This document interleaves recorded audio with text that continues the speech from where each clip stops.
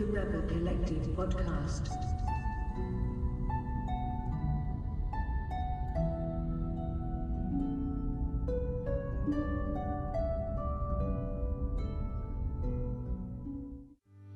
Meet me at the Pillar's Sun. Please meet me there at noon. I need you, brave young Irishman. There's something we must do. This podcast is sponsored by Kelly's Bar, Oswald Street, Glasgow. Live Irish music every week from your favourite singers and bands. Check out the Kelly's social media page for more information. Hello, how are we all doing, folks? It's Coach here and welcome back to the Rebel Collective Podcast. Episode 1, Season 2. Hope everybody had a good Christmas and a good New Year, stuff like that. We're sorry we're a wee bit late returning to the show, but better late than never. Stop stroking my leg. We said on the Christmas special last year we were going to come back to the show with a new format, which we have. So instead of bringing individual guests on to talk about backgrounds and influences and stuff, we're going to have a panel, which is going to consist of 2 guests and a Gary Óg. Gary's here every week anyway, so might as well give him a mic. And we're going to talk about Irish rebel albums that maybe had like an impact on the genre, or that were quite influential for some of the bands that are about these days. So we felt it's only fair to kick things off with a Wolfetones album. The Wolfetones in this genre of music are all conquering. They've toured the world time and time again. They've been together since, was it 1963, I think it was. 3 of the original members are still there. A lot of the songs that some of the bands are singing nowadays were written by the Wolfetones, so we're going to kick things off with them. So I'll introduce you to the panel first. Kev, we've got Kev from An Spiorad here. Welcome along, big chap. How you doing? Not too bad. Alan, you're returning to the show again. Good evening. Alan from Shebeen, no less. And Gary. Hi. Cheers for sitting in with us. Might as well. Seeing as you're here anyway. So we've picked Let the People Sing by the Wolfetones, but do you have a favourite Wolfetones album yourselves? Probably Let the People Sing. Good shout. Good choice. I Let People Sing a good album for me as well. I like quite a lot of their albums. Sense of Freedom, Live, oh, quite a few, but Let People Sing's Right. Well, Live, oh, that was the original talent for the podcast, but because it was a live album, we've got a few live albums coming up on the show. We thought we'd do a studio one. Gary, have you got one in particular you like? I've not got one that jumps out at me as a standout album or anything, but like Alan, probably Live Oh was the one I knew the most growing up. Something about I think I said that in my own podcast, that live music, something about live recordings, the energy about the album, the crowd and stuff like that. That's the one that sticks out to me a bit. But as you say, it's a kind of live album as opposed to an album. It's more a series of recordings of songs that they've done in multiple albums rather than an album that they released, if you know what I mean. So, that's it. Probably Live Oh. Right, well, Let the People Sing, it was recorded in 1972. It was the Wolfetones' 5th album, and it was recorded in the Eamon Andrews studios. This is the Eamon Andrews that presented This Is Your Life. Can you ever remember hearing the Wolfetones for the first time, or seeing them for the first time? The first time I seen them was in the Glasgow Apollo. I'd even though I think it might have been 84, I think. That was brilliant. It was around about that time I was listening to the Live Oh album. It must have been out around about the same time, maybe even earlier, I'm not too sure. But the Wolfetones would be the ones that introduced me to the Republican music. You know what I mean? Obviously the Barleycorn and that as well, but the Wolfetones would always be the ones that I've been listening to. I went to see them in the Apollo and it was only about 18 or 19, it was brilliant. The Wolfetones are kind of the heavyweights when it comes to this genre. So I think everybody, whether you love them or hate them, everybody started with the Wolfetones. That's who introduced a lot of people into this kind of genre of music, you know. The 25th anniversary video, if he's familiar with that, this is a kind of introduction to...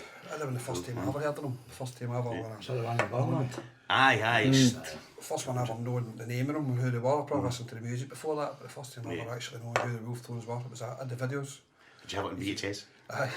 It was two or 3 videos in one case. I think What was the 25th anniversary, so... Was that 88 then? As Alan said. be, Did you not say they started in 63? 63, aye. So we're looking at 88 somewhere around about then.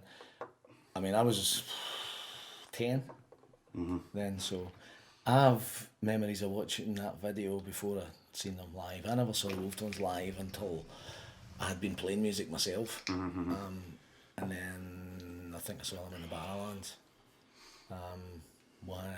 Yeah, I mean, I've seen them quite a few times, played them a few times, but the Barrowland I think would have been the first time I seen them. But as Kev was saying, the 25th anniversary video would have been the first time I'd put a face to the Wolfetones. You know, One of those videos that was they seem to have. probably about 1990 or something, 91 or something for me. Our fact checkers hard at work here, Chris. Have you? Hard at work, leave it with me, I'm going to get better at this. Just quickly scrolling. The Wi-Fi's shite in here. Come back to me. You see, for like reviewing the track list for like the people singing, a lot of the songs are quite varied. You've got rebel songs, folk songs. There's a couple of parody songs, and you've got a pop song with the first MA in there. Do you think the kind of wide-ranging choice of songs of the Wolfetones just kind of help with their popularity, their longevity? First of May, I might be wrong, Chris, but I'm sure it was wrote by the Bee Gees. Aye, Brian Gibbs, Is that right? he's wrote it. Aye. It just shows you about doing it. Aye. It's a brilliant song. Now you've got a lot of the songs like dating, like look at that album. You've got songs like Long Cash, for instance, more modern day like Tournament 71. Before that, then you've got like Men Behind the Wire, kind of same period. James Conley, 1916. I mean, they've kind of taken the Sean South, the Borders campaign, the 50s. So it's spread over near enough 60, 70 years. Just that one album with different stuff. Do you know what I mean? But no, they were good at no matter what they'd done, and they were one of the bands that kind of seemed to get better the longer they went. Do you know what I mean? I'm not saying they're as good now as what they used to be, but at that time they were top notch. I mean, Tommy Burney's voice, especially, it's tremendous. Well, all good musicians as well. First of May, that was Tommy Byrne's party piece. Whenever he was at a party and the guitars came out late at night, that was his go-to song. Just what he was saying there, I mean, we played with them in the Falls Park in Belfast last year. You know, as you're saying, I don't know if they're as good as they used to be. I'll tell you, they've still got it. Aye. I mean, they still worked that crowd and they still performed. You know, nearly 2.5 hours now, 3 hours on stage. You know, fair play. You know, they're still. We're like fucking 30, 40 years younger than them. And we're doing 30, 40 minutes. You know what I mean? we done that. I think they're on the 70s. I'm sure they're in the 70s. They are. Oh, they must be, aye. I'm 20 years younger than every one of them, and I was mentally and physically kind of drained after that Falls Park gig. I really was, and they did that like 4 or 5 nights a week. I'm not saying as big as that every time, but do you know what I mean? The amount of, they must be kind of fit guys. They must be. The rock and roll lifestyle's not caught up with them. Well, maybe they're not trying to work fast. Probably just don't drink as much as you. No, but it's a brilliant album. They're still, as Gary said, they're still entertaining at the top level, do you know what I mean? And they have been for the last, 50 years. See also that thing you're saying about the wide ranging kind of genre. Just thinking about it there, I can't actually think of a band from Ireland, any of the kind of rebel bands that we would have thought of, like, you know, even the Barleycorn and the Wolfhound and Pangaban and people like that. They were all doing a bit of a mixture of songs. This whole rebel band phenomenon, this thing that played even the Irish Brigade to a certain degree, they were much more of a rebel band than the Wolfetones were, for example. But they still did a lot of parody, they still did a lot of comedy, they still did a bit of folk, a bit of, you know, trad, a bit of, you know, pop. Whatever. This kind of, it's almost like a Glasgow thing, you know, when you trace it back to the kind of early days here, you know, like the Blarney Pilgrims maybe, for example, or I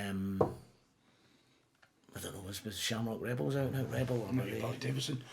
I mean, when I used to go and see Big Pat Bonner in Lunchies 25 years ago or whatever, he was doing pretty much all rebel stuff. It was all Panga band stuff. It was stuff you want to hear in for other bands.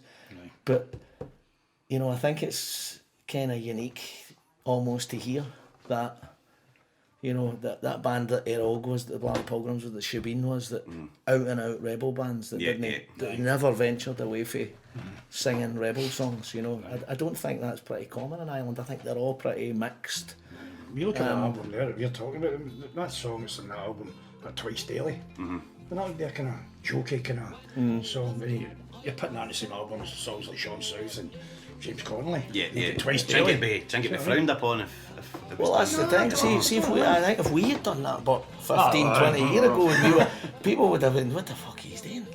You know, so I don't know if it was, but it certainly was a thing here that I think it was kind of unique to Glasgow. But I think that you're going to get a bigger audience if you're kind of doing a wider variety of stuff. You know, you're going to get people who will say, I like that album, but maybe not that one, or I like this and that. You know, but you're going to tick quite a lot of boxes, and it's a good thing to be able to do.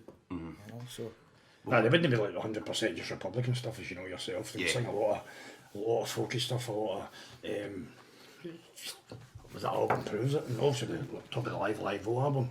There's a few songs in that as well that wouldn't be any classed as a Republican song. Well, one of the other albums that we spoke about was Rifles of the IRA, and see, just on reflection, looking at the set list, was there only about 2 rebel songs? I think that's right. It was. So we went let the people sing. It was a kind of broader mix. Well, definitely. Do you have a favourite song on the album yourselves? I've always liked Long Kesh. Yeah. I think that's probably the best version of Long Kesh the Wolfetones done it on that album. Do you know what I mean? That for me, Long Kesh would be the favourite song for me on that album. Do you know what I mean? I just think the mandolin and whatever it is they're playing, it's class. His voice just takes it to a different level altogether. There's a lot of other good songs on it, but Long Kesh would be my personal favourite. I just think it's gonna just tell the passion and I don't know, just takes you a different. Well, this was released in '72 as well, so it was quite appropriate at the time. Plus it was all happening a bit there, you know what I mean? Like before internment and stuff. Would you have any that you play in your set nowadays from that album? Obviously the big ones like Sean South, Cut Your Black and Tans, James Connolly, Long Kesh. What else is on it again? I think that's probably the ballads. The men behind the wire. See, Shebeen, you know yourself, we've been more like we would do the odd kind of folky kind of one. You know what I mean? Like Dirty Old Town, stuck a wee bit of boys on and stuff like that. You know? your sound checks. The Clash. You've certainly kind of listened, I think, as the years have went on. Definitely. But Long Kesh would be my personal favourite anyway in the album. Went for Suspicious Minds to the boys on. You used to do that. All my love, all my kissings. Should have been classic. You can listen to everybody up as well, do you know what I mean? Aye. A lot of people would like all that kind of stuff too. I mean, when you go and see the Wolfetones, like something like The Streets of New York, for instance, there's a song that they would sing. That's a classic ballad, do you know what I mean? Yeah. The thing for me is the favourite songs on that are the ballads. You know, I think that's the strongest bit of the Wolfetones, as Alan was saying earlier, Tommy Byrne. In the ballad, it's just, you know, he is a master at it, and he has been for all these years. That's what I mean. Even now, that's what I mean. We were listening to him last year, and even now he's still belting it out, and still singing in the same key. You know what I mean? And like 50 years later, which is incredible. But he doesn't smoke then. Well, I smoke and I've went up key. So there you go. I'm singing. Get up here, Tommy Byrne. For the technically minded, I'm singing about a tone, maybe a tone and a half above what I used to. So. That album was 1972, did you 72, say? I mean, that's what you're talking about. It's many years ago, is that? 50. No, not 50. It's 47 years. 47. Let somebody else see to do the maths. It's 47 years, you know what I mean? If they played Long Kesh tomorrow, it'd probably sound maybe not as good, but near enough as good as it did for 1972. And songs James like Connolly. James Connolly, The Snowy Breasted Pearl, and my personal favourite is For Ireland I'll Not Tell Her Name. It's one of these songs that I've never sang because I think lyrically it's no the strongest song. You know, word for word, it's not the strongest song. Songs can be good with words and they can be good with music. Great songs are good with both, obviously, but it's one of these songs I just love the air. You know, it doesn't matter what the words are. You know what I mean? It's because it's just an incredible air. It's a bit like the song Nancy Spain. I don't like the words of Nancy Spain, but whenever I hear the song, I think it sounds beautiful. You know what I mean? Just the melody and the stuff like that. And so, but for Ireland, I'm not telling you. For anybody, any kind of people that would know the Wolfetones as well, would be fans of the Wolfetones if you like. Every single person thinks that song's brilliant. I've not yet to meet him that would say that's a crap song. But nobody knows what the words are. I know. Never know that, yeah. Everybody did, that's a class song, a brilliant song, I mean, really good. And his singing that song as well, that just... Nobody knows the words yet, but I mean, I've been listening to the Wolfetones for 20 odd years, 30 years maybe, and that would be a song I've listened to thousands of times, and I had to Google the words last week, you know, because I've no idea what the words were, just listening to the song and all that, but it's not important, it's the melody is just incredible, isn't it? Plus it's a brilliant tune as well, because we used to play with the flute band. Right. It's a good marching tune too, you speed it up a wee bit, do you know what I mean? Don't forget on that album as well, you've got Nation Once Again as well, which is a big Wolfetones anthem. Yeah. You know what I mean? Which is, they were brilliant at that, and they still are when they play it. You know what I mean? That's another song it would be.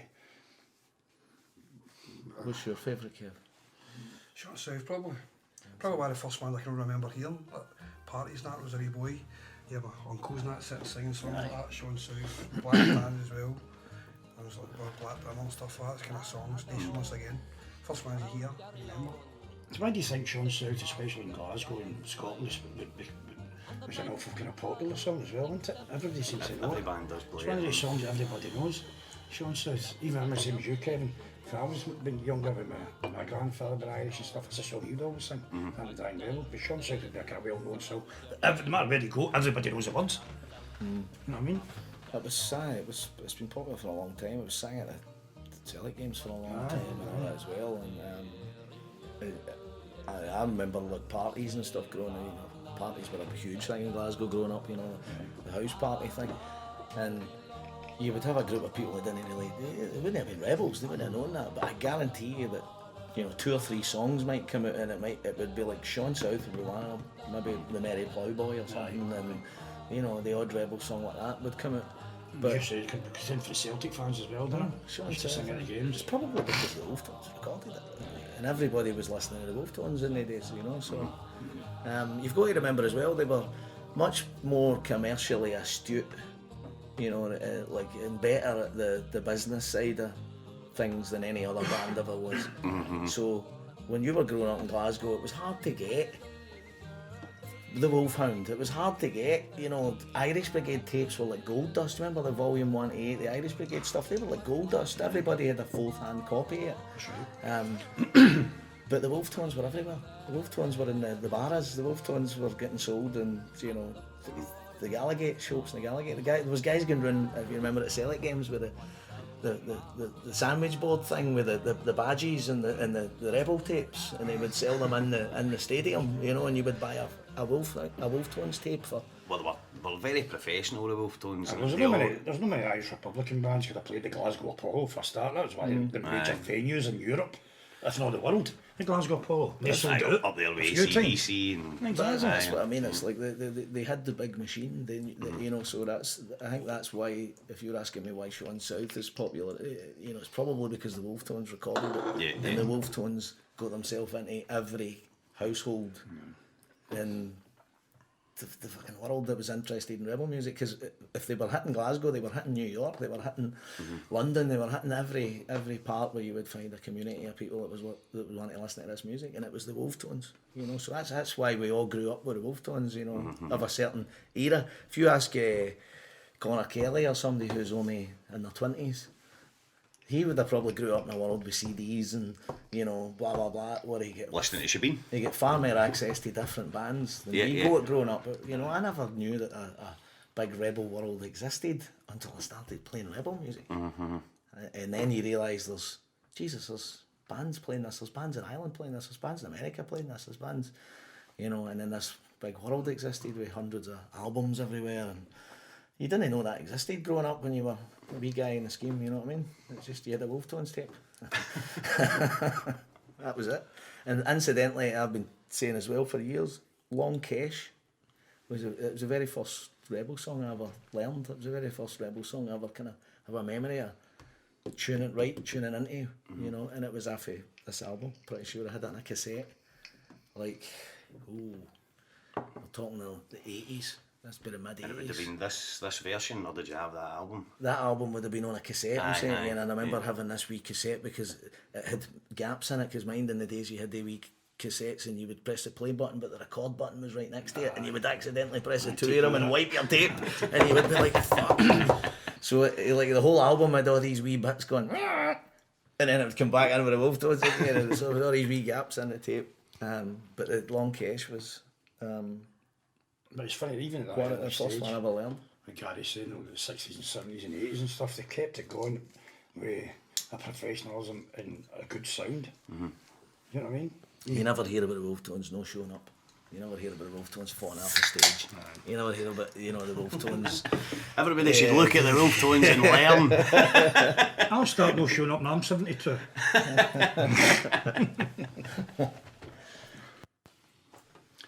Before we move on, let's get a wee listen to one of the songs we were talking about there.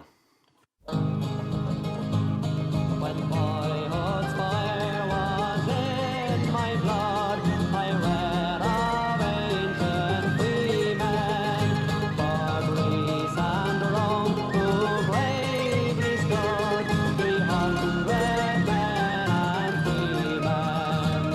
And there I prayed I yet might see our feathers rent in twain, and Ireland along a province be a nation once again, a nation once again, a nation once again, and Ireland along a province be a nation once again.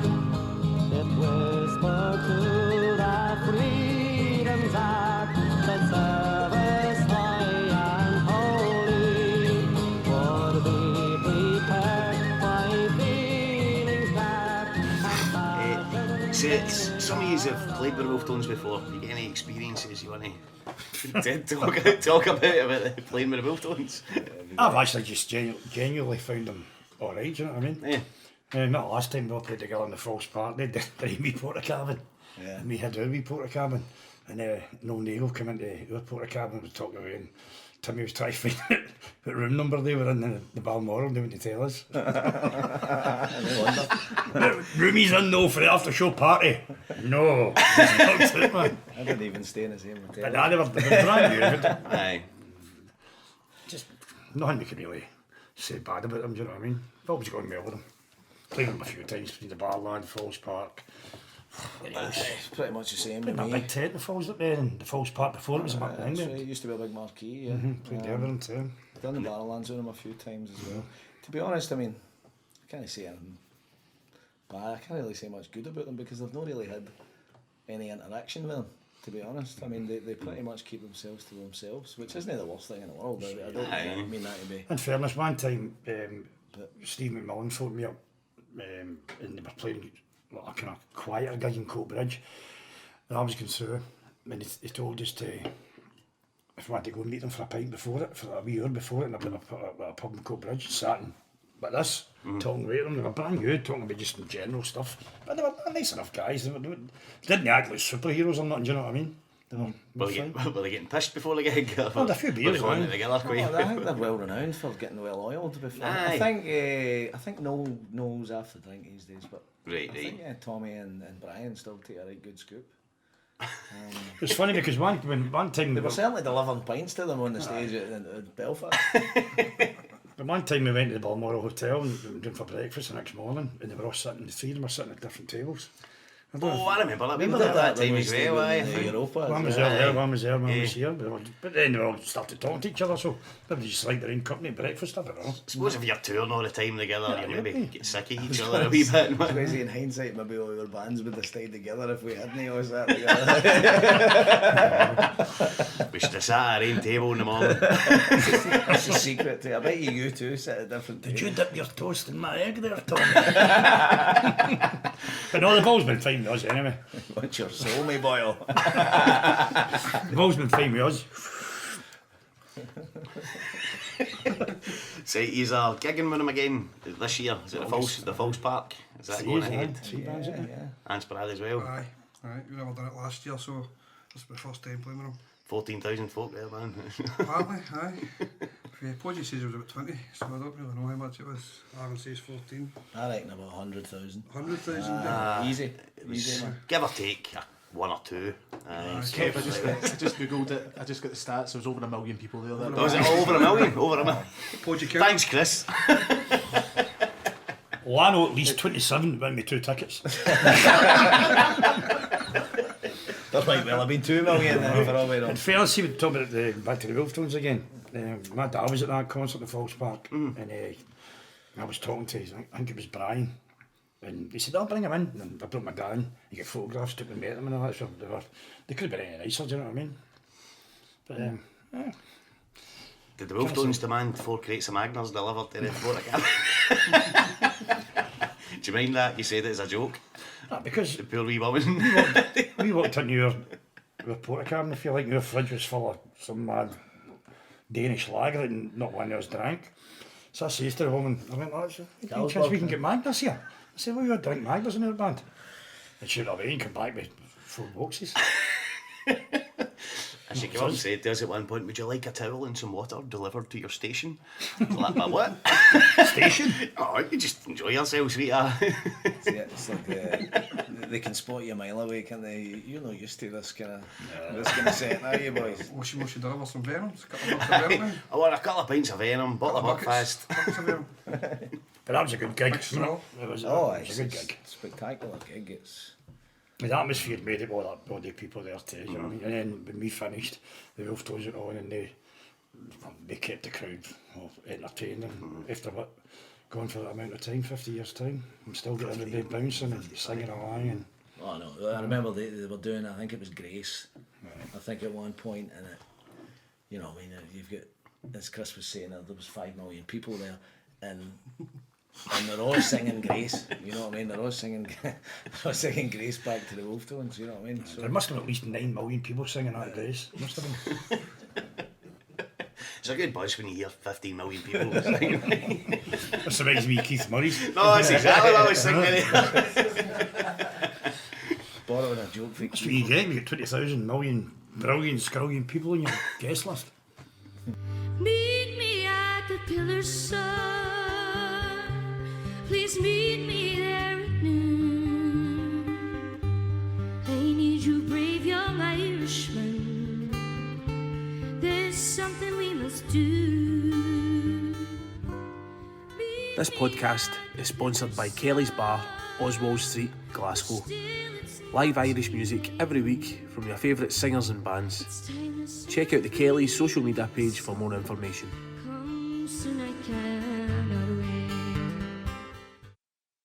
The artwork on the record's quite iconic, very noticeable. It's got the 4 members of the Wolfetones and a kind of portrait.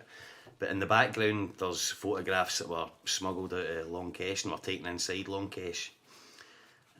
Also the Wolfetones were given, it was artwork that was done on like handkerchiefs and stuff with some of the prisoners. So they were going to use that originally for the artwork on the album, but they scrapped that idea for one reason or another. But they gave it to the mayor of New York at the time, believe it or not, as a kind of wee gift, and the Wolfetones were given the keys to the city. Yeah, well, I So remember that. interesting wee fact. Good research. But I don't remember it from Yes, the time, yes. but I remember coming across that fact. Aye. The I know keys to that. the city. I think they're probably the keys to the city a few places in America. I'm sure they have. I've got the keys to Dirty Nelly's, for the Brazen. Chris never the keys to your front door anyway. For the podcast, Alan Quinn had to climb in the window, much like Conor Kelly had to do at Christmas. I was going to say, that's not the first time that's happened. I had to do it myself at Christmas that time as well. It's just that I was. Did you come in the window as well? Well, I had no choice. Is there a trampoline there? I was just a bit more lithe than the other chaps, I should say. The Met Click take you voice. How did you find that? Probably did. How did you find out about the... Do you know, Derek Warfield sent us an email with a wee rundown of a lot of the songs and stuff on it. So I had a lot of good stuff on it. Mm-hmm. Aye, fair play to him. Derek sent us a big reek of information about the album and stuff when he heard that we were doing the podcast. I've always found Derek to be a nice guy as well. Aye, played for enough he's a couple really, of times really nice too. guy. Derek's Sometimes. the only guy that, you know, for this, you know, he doesn't play with the Wolfetones anymore, but he's the only guy that I've ever actually had a conversation with. I've never had a conversation with any other three of the Wolfetones. But Derek, I've had a few. I was same with him as well. I met him on Boston a couple of years ago. Yeah. And I was doing a festival thing. I can't remember what the festival was. And we were chatting about it for a while. Yeah. He's a great guy. He's a good guy. And He sings a few songs in that. He sings Men Behind the Wire, didn't he, on that album? God, I'm not I'm sure he does. He sings that. I'm sure he sings Sean South as well.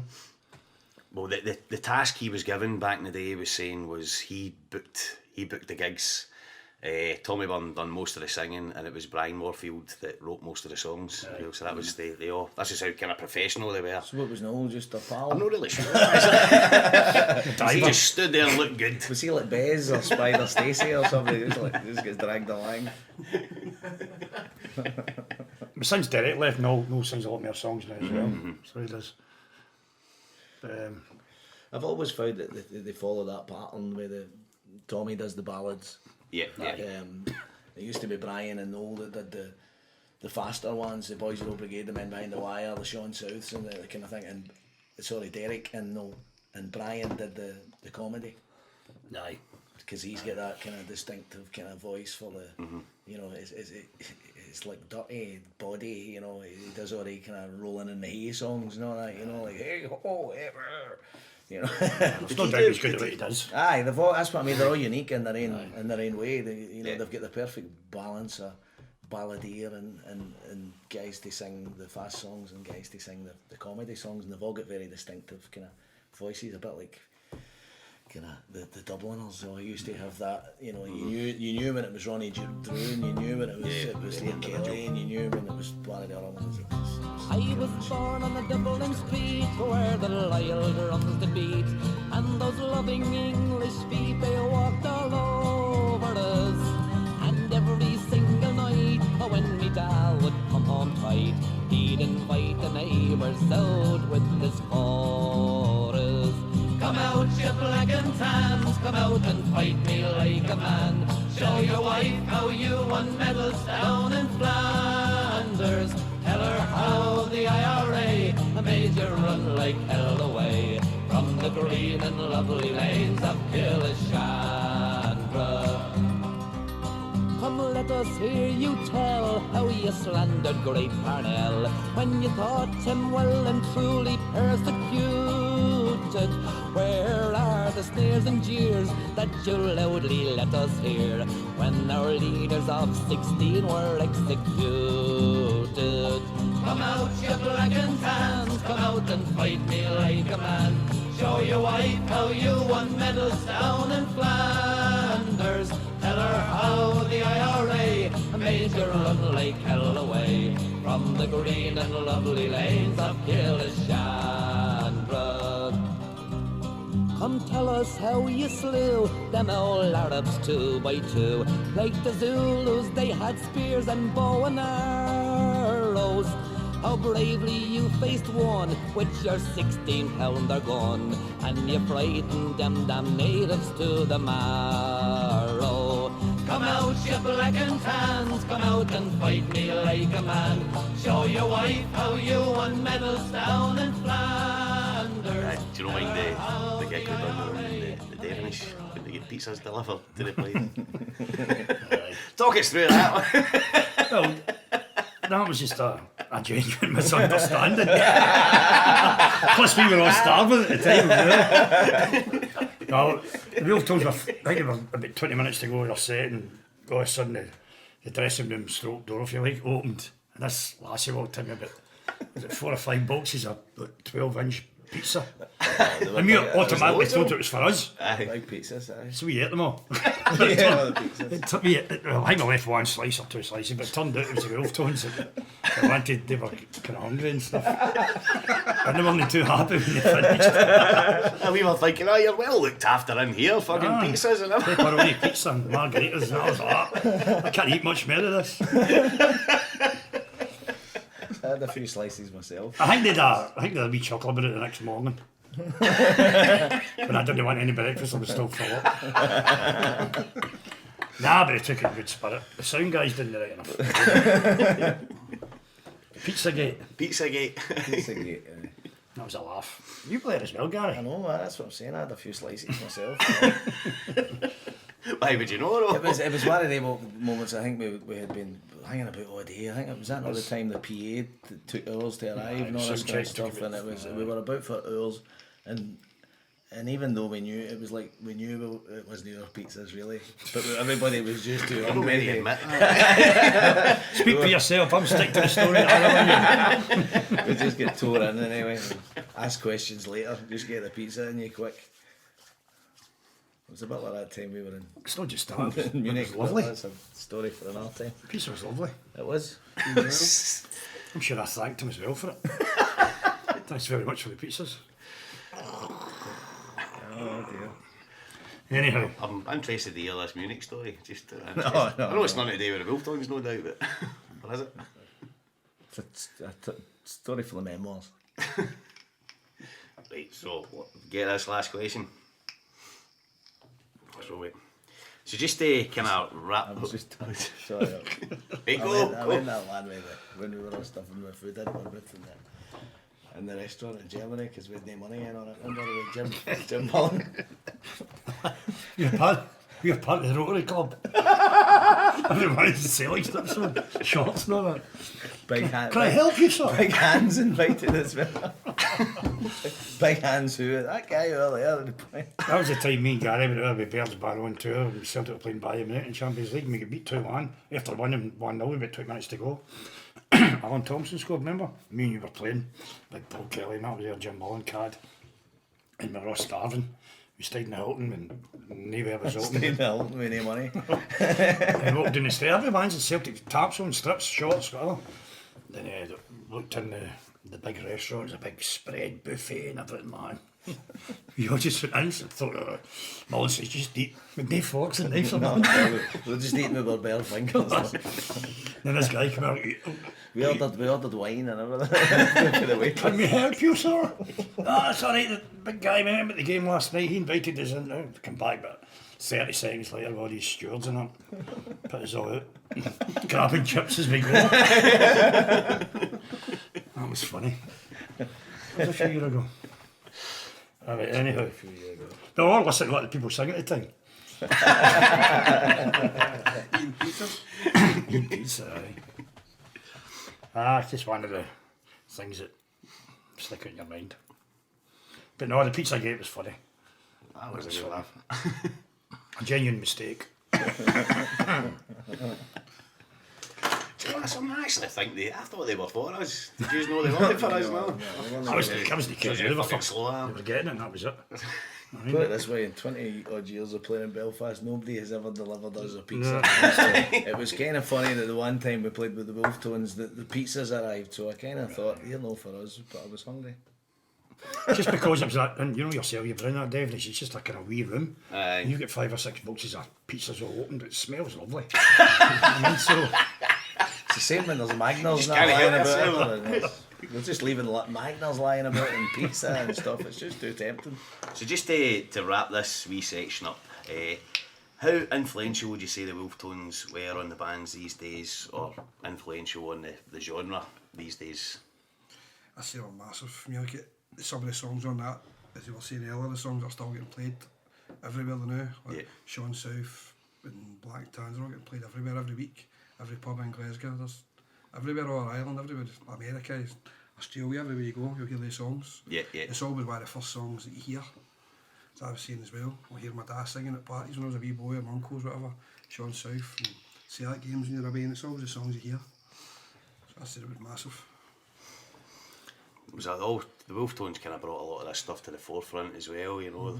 I probably wouldn't have been involved in a lot of this I stuff. think if it a wasn't lot for of the the older Wolfetones. ones especially, as Gary said earlier on, I think that a lot younger you'd be more kind of influenced by kind of bands over maybe the last 20-25 years, you know.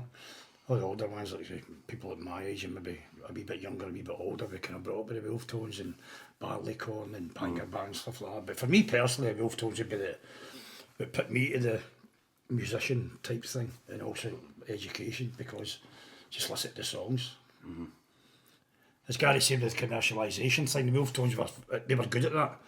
You know, I mean, I don't know how I ended up with a Wolfetones album. I was only 13 or 14, but I did. You know what I mean? So, and it kind of gets you interested in the politics behind the song, the words and stuff. And that influenced me a lot as well. Still did, you know what I mean? It's the first time we ever played with them, it was like a strange feeling, because this was a band that you kind of looked up to and went to see for years and years, and all of a sudden you're sharing that kind of platform, and you know what I mean? It's a good buzz. Yeah. Even to this day, it still is. It's still nice to go and see them and shake their hand and all that kind of stuff. But no doubt that they've inspired a lot of people through the years to do it. But they've done, you know what I mean? 100%, yeah. That's just me personally, anyway. Yeah, I think they're not my favourite rebel band.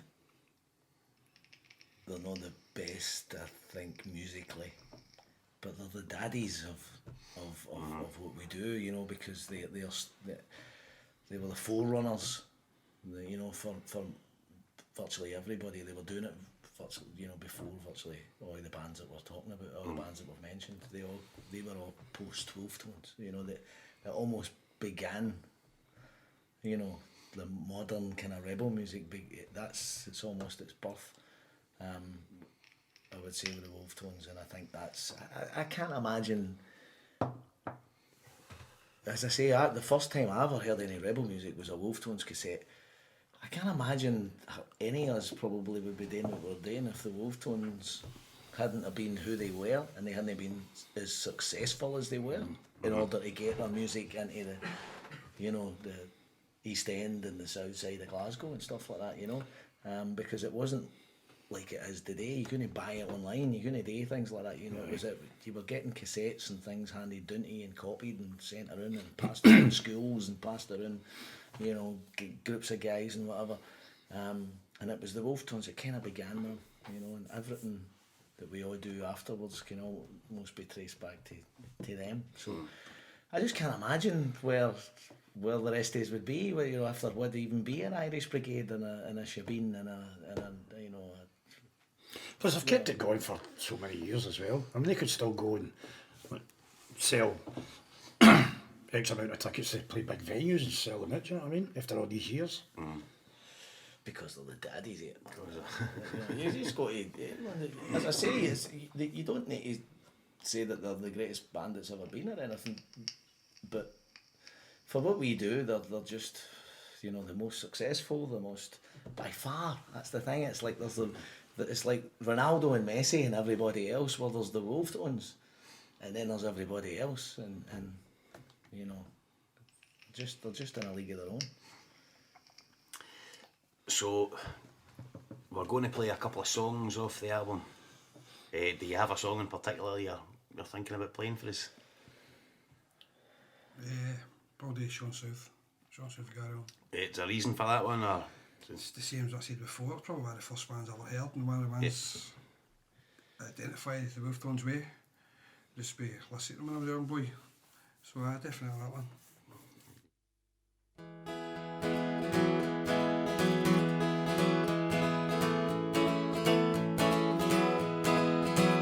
It was all a dreary New Year's Eve as the shade of hate came down.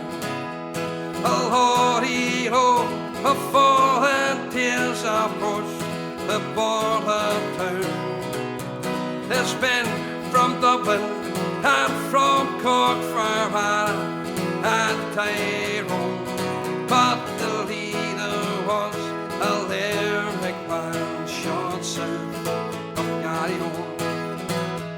And as he moved along the street up to the barrack doors, they scorned the danger they might meet, their fate that lay in store. If fighting for old Ireland for to claim the very own, and the foremost of that gallant man south of Gary Óg. But the sergeant spied their daring plan, they spied it through the door. With Sten guns and the rifles to a hill of dead they draw.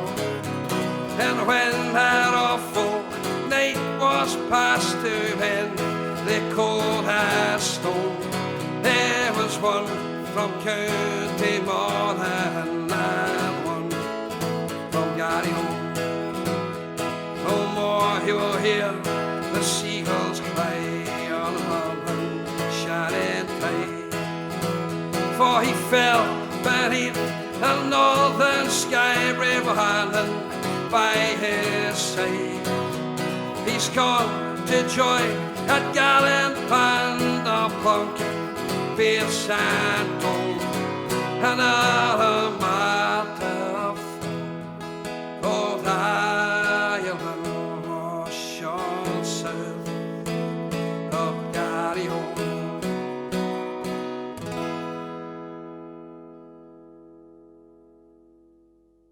Alan, you got a wee one in mind for us? I was thinking about either James Connolly or Long Kesh, but I think I'll go with Long Kesh, only because, well, as I say, it's my favourite song for that album, so that's good enough reason. But when Shebeen done our first CD, the very first song for the first CD was Long Kesh. We done it without any music, so it would be good to. Was it like a heartbeat or something? No, it was just, believe it or not, we recorded that at Coast Celtic Supporters Club, and Mark Carrillo was in the band at the time. He was actually playing the guitar, but whatever he done, if I go to press record and the guitar never get recorded, it was just my voice, and when I listened back, it sounded all right. Do you know what I mean? Yeah. I remember it sounded good. Aye, so without any music, and a lot of people like that song. Even to this day, we still get asked quite a lot for it. But I'll do it a wee bit different, and one of you kind fellas can play the guitar if you don't mind, and I'll sing Long Kesh. There's a place just outside Lisburn. It's a place that's known to few, where a group of Irish rebels are held by Faulkner's crew. They are forced to live in cages like the inmates of Bellevue. But the spirit of 1916 will always see them through. The men in this fireplace, they come from far and near, some from the Derry bogsides and Doma town so near, and some of them from Belfast, from the market and the bone, from the narrow streets of Ardoyne and all around Tyrone. On that black day in August, when Faulkner showed his hands, well, he thought that by internment he could break her gallant band.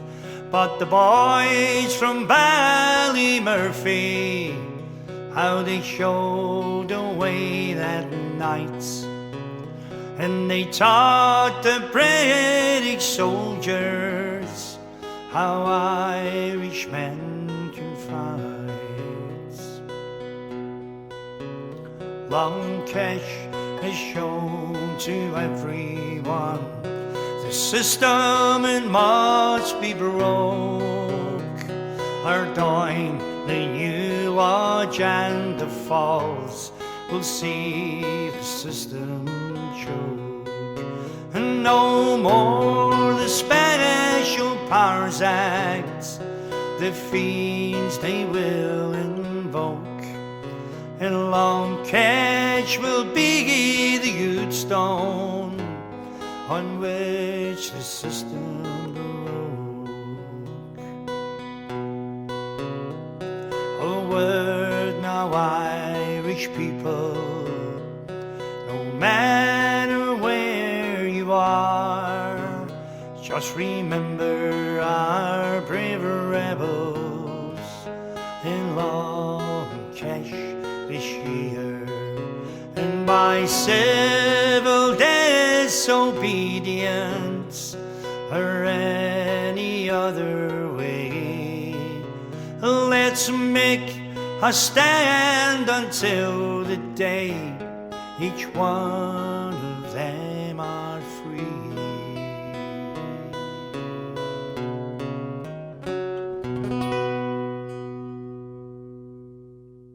How about you, Gary? How about you? Are you playing the guitar? No, what do you then? All right, sorry. Any song for us? Play guitar if you want. As I said earlier, my favourite song off that album is But for Ireland I'll not tell her name. And I've just never ever found a time to ever record that, and it was appropriate. It's just not a kind of song that fits in with my set or fits in with the kind of albums and stuff that I've done in the past. I don't know, maybe it does, but this just feels like a good opportunity to recording a song that I've always loved, you know. So That's a brilliant song, though. well, it was a brilliant song. At the minute, it's a brilliant song. Let's see if it's not a brilliant song in 10 minutes' time, when I'm doing to my third take and I'm still not got it. I actually think that'd be a hard song to sing. Thanks for No, I really do. I'm not just saying that. I'm feeling even more confident about doing it now. If anybody can do it, I'm sure Gary can, but as I said, it'd be a hard song to sing that. I would think, because there's not really many people you get singing that, and obviously Tommy Byrne is top notch. I think he's a top notch singer. You know I'm not trying to beat Tommy Byrne. Let's no, establish this before we do it. Has anyone else ever recorded it though? Apart from Wolfetones? I've heard it a couple of times. I couldn't tell you exactly who done it. Aye, but it has been I've heard recorded. it before. I think it was originally Who's that? The Classic Classic Brothers do it? I think so. I think I might have come across that before. I could be talking shite, but I think it was originally a Gaelic song, and, Yeah. and it got translated. Oh, was it? Into that's what I've heard. From the 9th century. That's what I'm I've heard told. that Clancy's doing that one. may well be, aye. But you'll find the odd version. You find music versions and things like trad bands playing the music, you know, because it's quite an old Gaelic tune, I think. But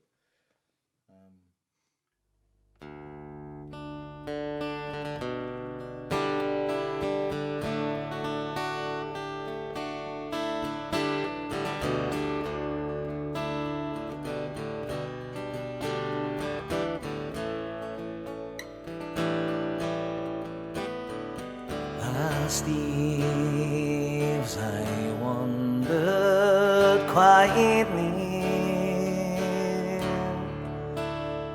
to the borders of my little farm. A beautiful maid on the pier, whose loveliness caused my heart harm. By her there love-smitten sorrow ran the words from her sweet lips that came to meet her. I raised the field door of her Ireland. I did not tell her name. If there's beauty, but I would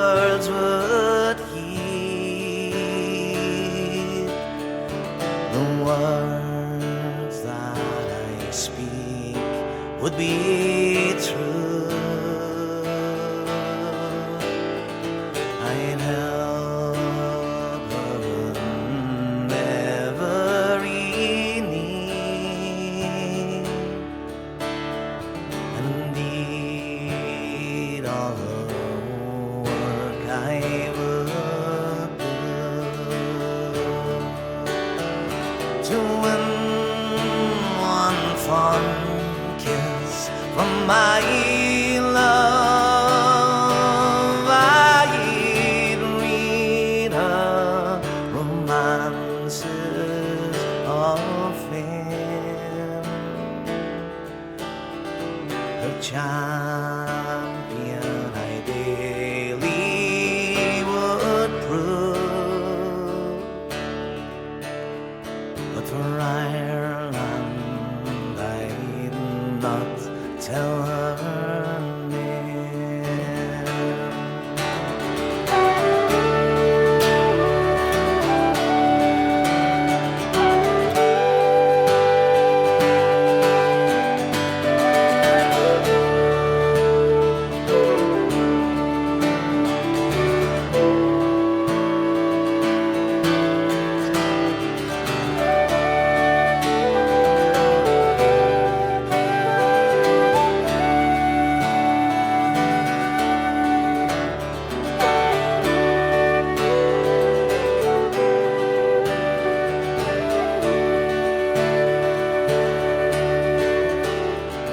There's a beautiful, stately young maid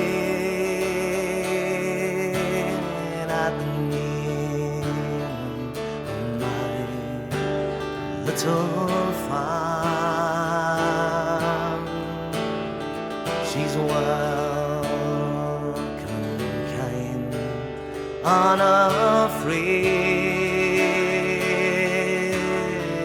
Her smile is both childlike and warm.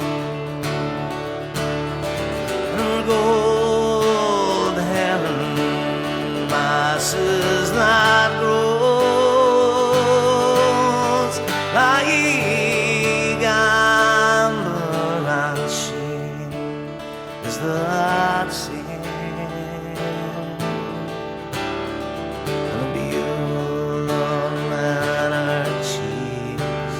Like the road,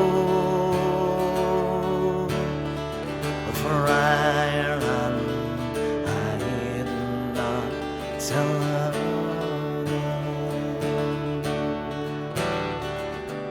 as deep as I wandered quietly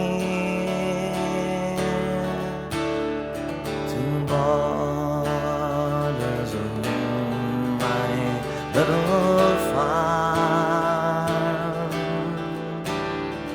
A beautiful maiden appeared, whose loveliness caused my heart harm. And by her there in love's smitten sour, and the words from her sweet lips that came to meet her, I raised the field door. But for Ireland I'd not tell her name.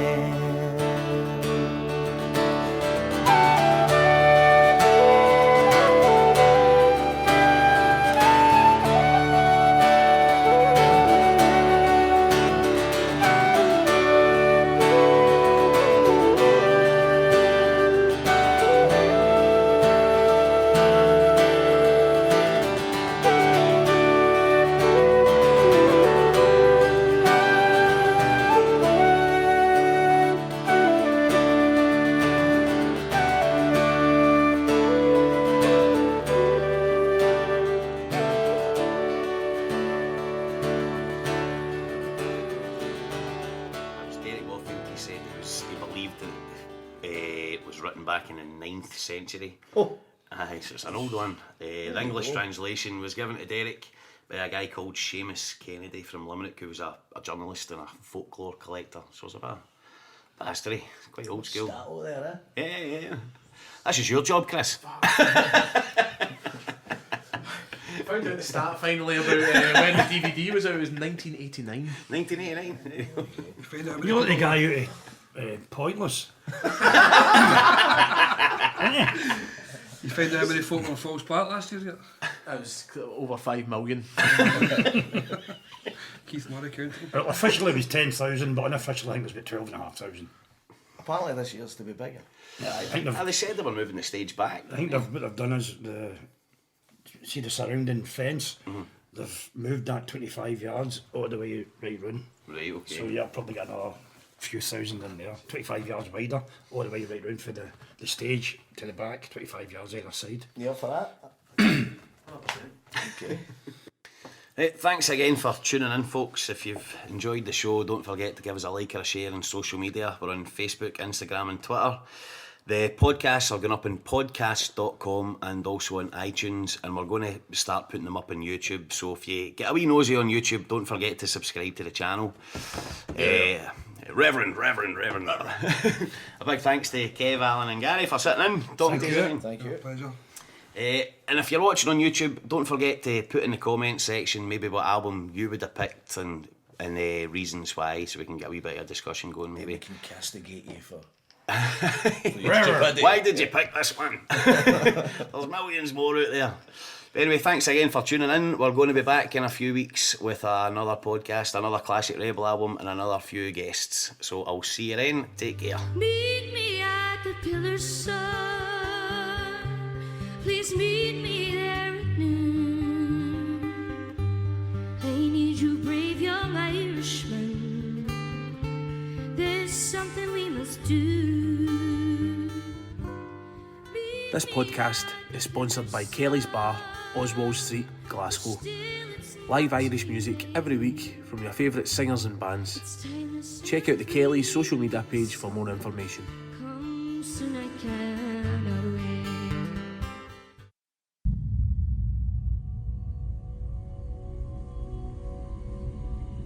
The Rebel Collective Podcast.